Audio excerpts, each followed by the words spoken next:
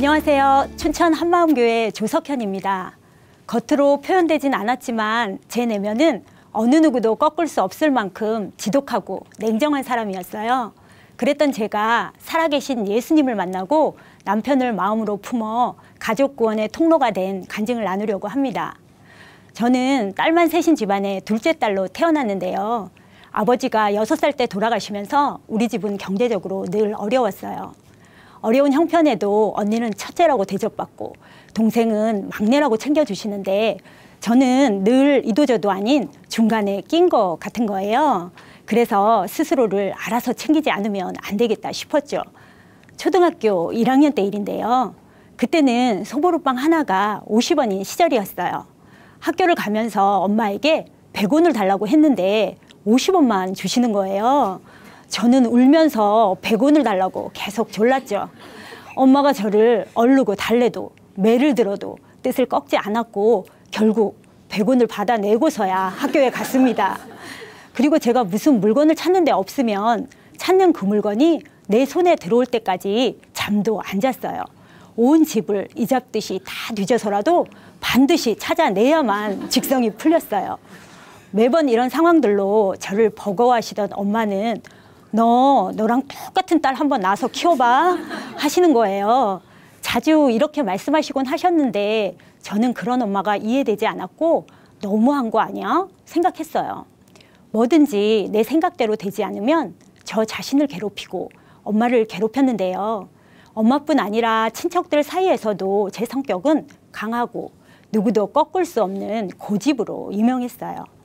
20살 되던 해 엄마가 교통사고로 돌아가시면서 하루아침에 저와 동생 둘만이 남겨졌어요. 언니는 이미 결혼을 한 상태였거든요. 너무 갑작스러운 상황에 많이 힘들었지만 현실을 받아들여야 했어요. 동생과 저는 많이 달랐는데요. 동생은 생각이 단순하고 마음이 여려서 엄마 생각난다고 자꾸 울기만 하는 거예요. 시간이 지나도 앞날을 준비할 생각은 안 하고 친구들과 어울리며 공부는 뒷전이고 철없이 행동하니까 자신의 처지도 모르나 싶어서 한심하더라고요. 저는 부모도 없고 돈도 없고 기댈 사람도 없으니까 뭔가 확실한 직업이라도 가져야겠다는 생각에 간호학과를 지원하게 되었습니다. 간호학과 3년 동안 도끼를 품고 공부해서 3년 내내 장학금을 받았고 수석으로 졸업을 하고 유명한 대학병원에 취업하게 되었어요. 그 당시 제 몸무게가 39에서 41kg 정도였는데요. 체력이 약하다 보니까 3교대 근무가 힘에 부치더라고요. 직장 생활도 내가 원하는 대로 되지 않으니 마음이 지치고 속이 볶였어요. 늘 스트레스를 받아서 밥을 먹으면 자주 체해서 소화제를 달고 살았고요. 어느 날은 이렇게 살다가 암 걸리는 거 아니야? 이런 생각까지 들더라고요. 그렇게 직장 생활이 힘들 때 한 남자를 만나게 되었는데요. 그 사람은 고집스럽고 냉정했던 저와는 다르게 마음이 따뜻하고 넉넉해서 뭐든지 허허 하며 받아주는 것에 마음이 끌렸고 결혼을 하게 되었어요. 남편은 부모님도 안 계신데 어떻게 동생 혼자 두겠냐며 같이 살자고 했고 결국 셋이 함께 살게 되었는데요.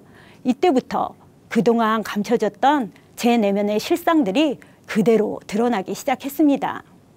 결혼 전 남편이 저에게 맞춰주고 다 받아준 것까지는 좋았는데 결혼 후 시댁이나 친정 식구 그리고 모든 사람들을 다 챙겨주려고 돈을 펑펑 쓰는 것 같으니까 너무 싫은 거예요. 사업을 하는 사람이 저렇게 앞날에 대한 계획도 없고 경제관념도 없어서 어떻게 회사를 운영해 나갈 수 있을까? 이런 생각으로 남편을 무시했고 인정하지 않았어요. 그러다 보니까 생활 속에서 사소한 일들로 자주 부딪히게 되더라고요. 우리 남편은 물건 사는 것을 무지 좋아해서 마트 가는 것이 취미예요. 그런데 저는 꼭 필요한 물건을 사지 않고 무엇이든 사는 것 자체를 좋아하는 남편 자체가 못마땅했어요. 하루는 마트에서 남편이 또 이것저것 꼭 필요하지도 않은 것들을 담는 거예요. 슬슬 짜증이 나더라고요. 남편은 담고 저는 빼고 하다가 폭발했어요. 이거 꼭 필요한 거야? 이거는 아예 마트를 통째로 사지 그래. 이렇게 말하고는 서로 기분이 상해서 집으로 돌아왔어요.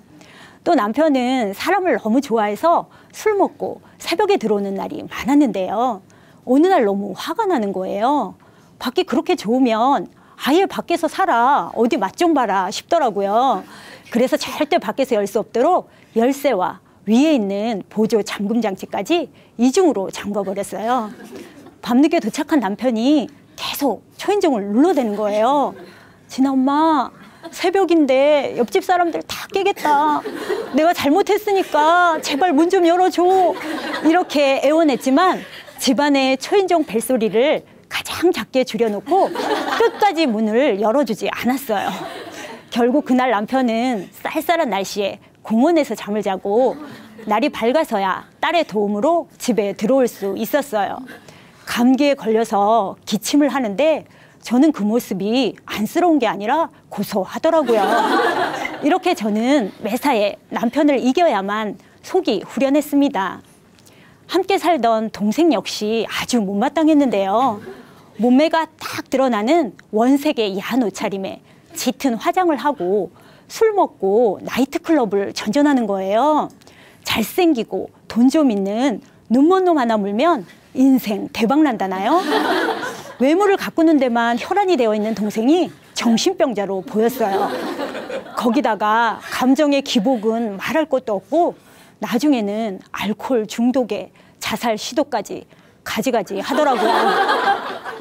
너는 인간 말종이고 너 같은 애는 이 세상에 없을 거라고 면전에 대놓고 말했어요. 나가서 죽든지 말든지 상관없다는 생각으로 동생을 철저히 마음에서 버리고 같은 집에 살면서도 투명인간 취급을 했어요.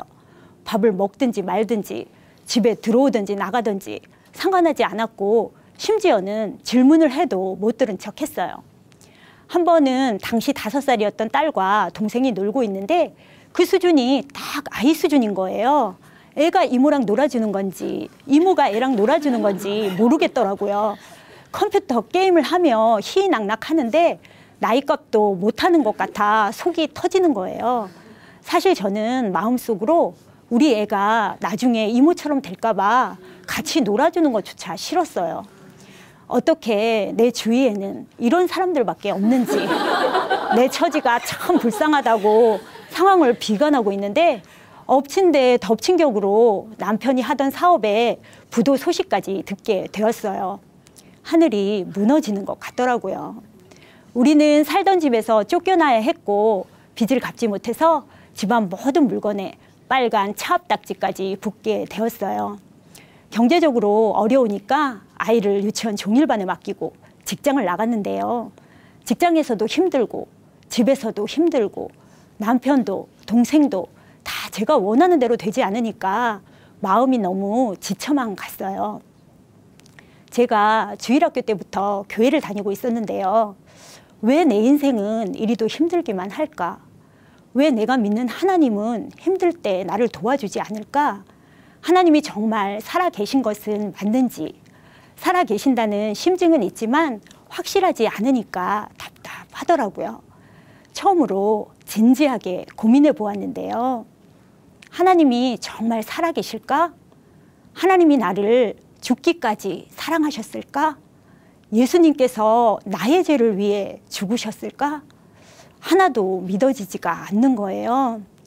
저의 신앙의 현주소가 보이니까 안 되겠더라고요.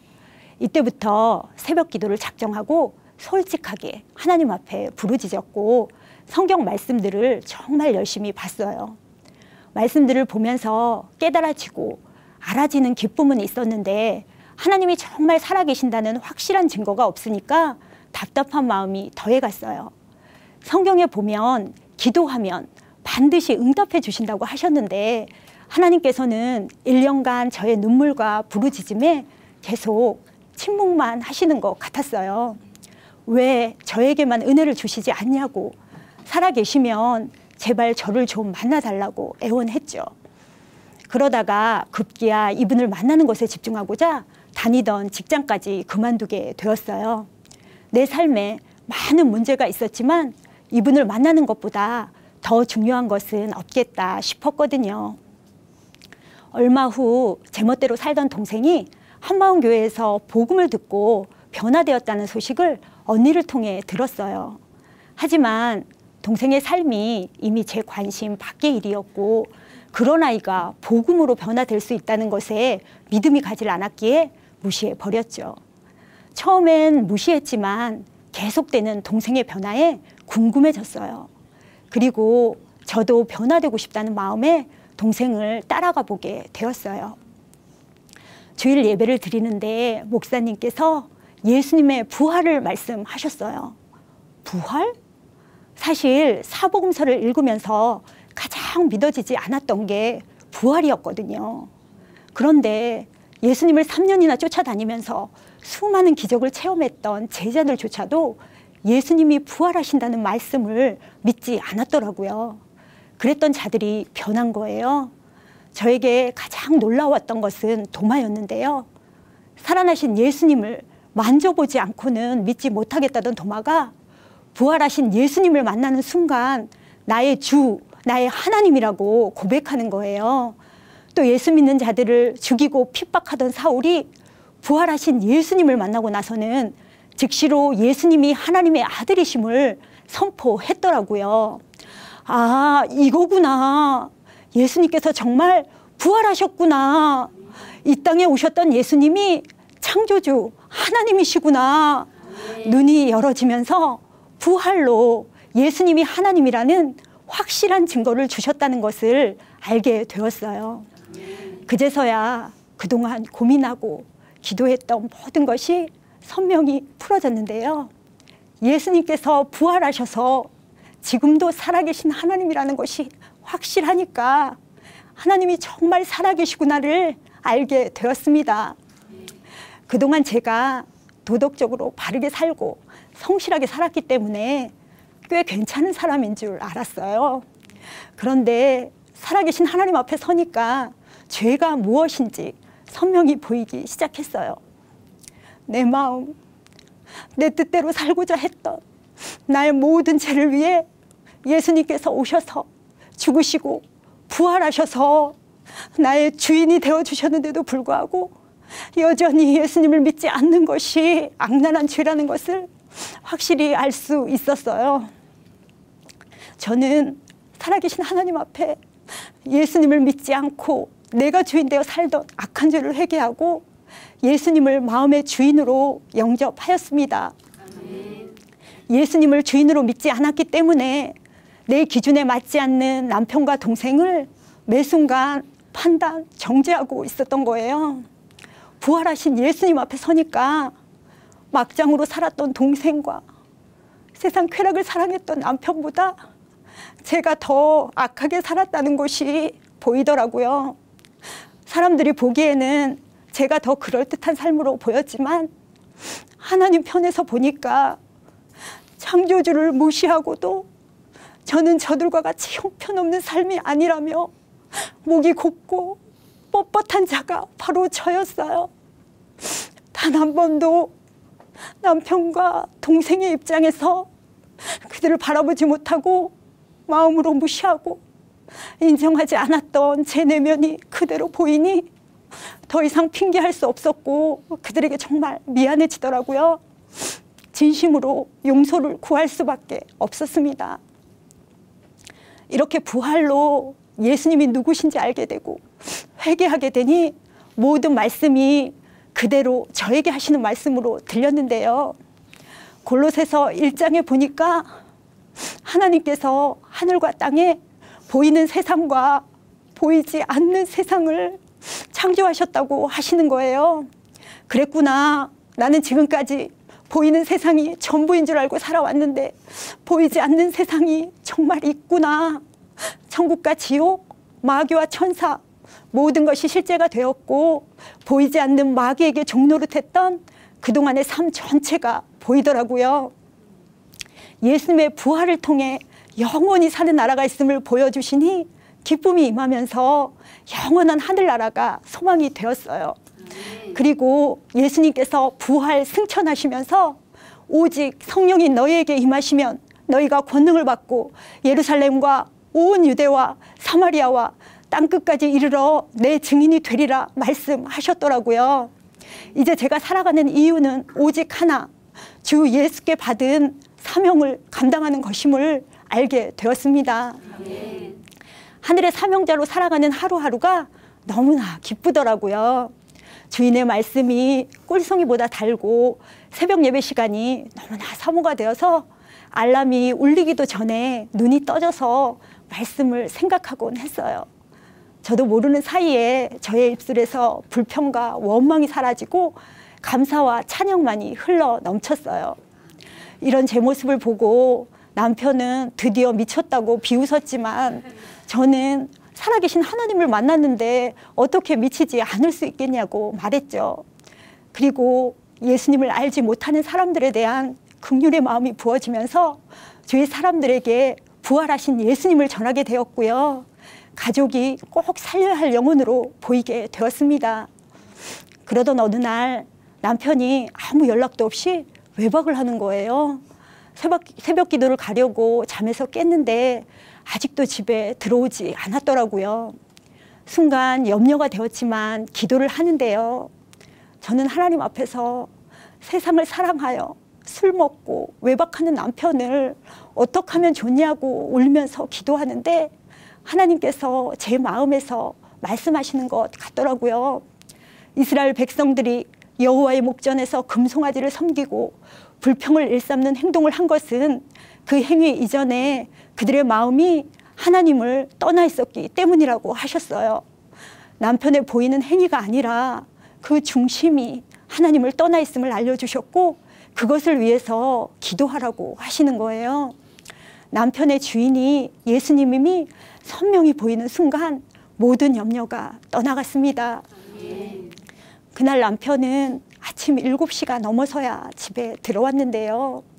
비 오는 날 축 처진 어깨를 하고 들어오는 모습을 보니까 인생의 참 목자를 만나지 못해 길을 잃고 헤매는 모습이 너무나 안쓰러워 보이는 거예요. 밥은 먹었어요? 물었더니 아직 그러더라고요. 아침밥을 차려주고 피곤해 보이니까 좀 쉬라고 했죠.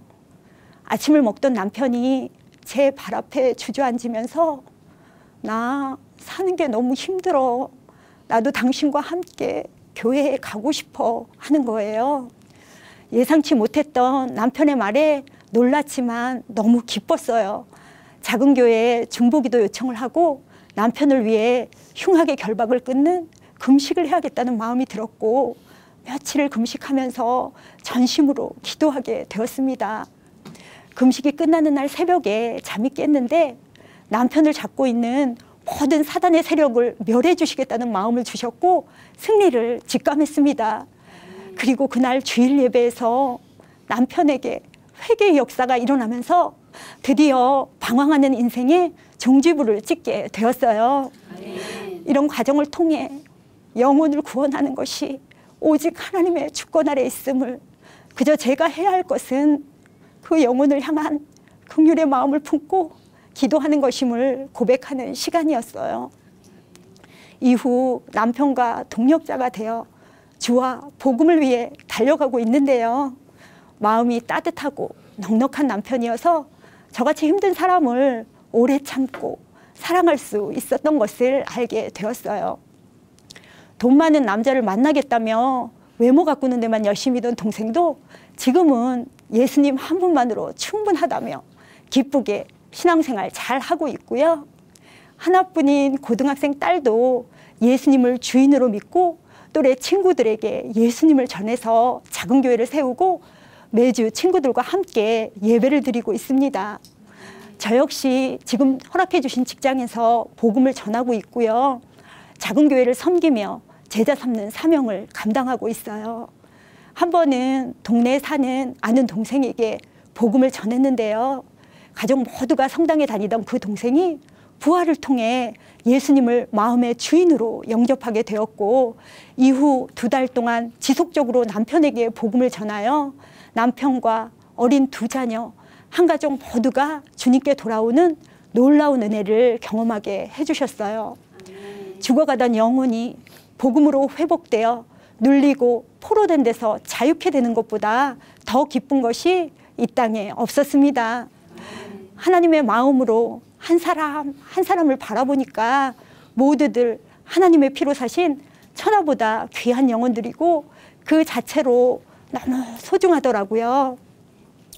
지독히도 제 뜻만 고집하던 자를 살려주시고 가족 모두를 복음 증거자로 세워주신 하나님께 감사드리며 주님 허락하신 날까지 복음을 전하고 제자를 삼는 사명을 감당하겠습니다. 감사합니다.